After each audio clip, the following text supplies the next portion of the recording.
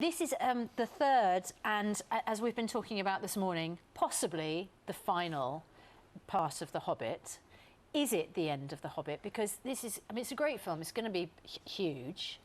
And as John was saying, why would you end it there?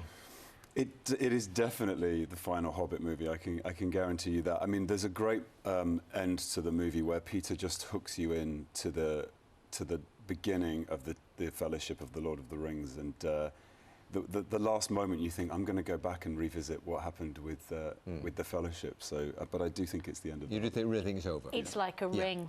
It it's is. Clever how and they there'll did be that. 6 movies that sit alongside each other. That At least one critic has said he loved the film, and we both loved it too, because it's fantastic, dramatic stuff. But actually, he was a bit concerned about it. Kids might, in certain parts, just find it a bit scary. Yeah.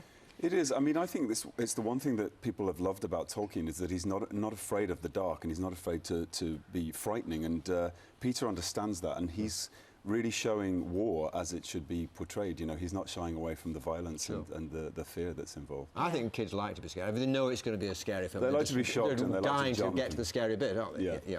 One of the kind of unsettling things about the film is that Thorin Oakenshield, who's such a hero, starts off the film being actually one of the baddies.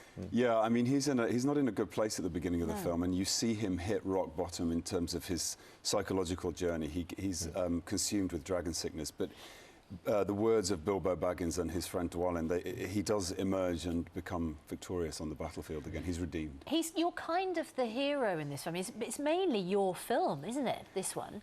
I think, yeah, the backbone of the story, which has always come from the quest, which is led by Thorin, it has to culminate in this moment where the dwarves emerge onto the battlefield and change the course of events. And I think, you know, seeing Bilbo affect Thorin in that way, it kind of gives you the thread through the films, which is so important. Some wonderful cameo role. Billy Connolly, I loved. I wasn't expecting Billy Connolly. Kind of steals turned the up movie. in the middle of this movie. He steals the movie. And Stephen Fry. And of course, you can't have a movie without Benedict Cumberbatch in it at the moment. No, who did an incredible job with Smaug and the voice and the physicality of that dragon. That's right. So you're watching the dragon thinking, I know that voice, I know that, and then you think, well, of course, it's got to be Benedict Cumberbatch. Of course. And you're a real fan. You read this book at school. Like yeah, I read it when I was 7 years old, and I was on a stage production, and then became very, very into the book of Lord of the Rings and followed, you know, Jackson's trilogy. So for me, it was a little bit of a pinch yourself moment when I got cast. You read The Hobbit when you were 7? Yeah, I was under the covers with a torch. Yeah, I think it was the first book that I ever read alone. And you were a dwarf on the stage when you were quite young. I was an elf. An elf, sorry, okay. A Christmas elf?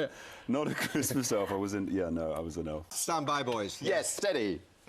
Victoria's Secret, the most hyped fashion show on earth, they called it. It was at Earl's Court yesterday. The pink carpet was rolled out, not for models, they're angels, ladies and gentlemen. So if you're feeling a little bit bad about yourself this morning, you might want to avert your eyes.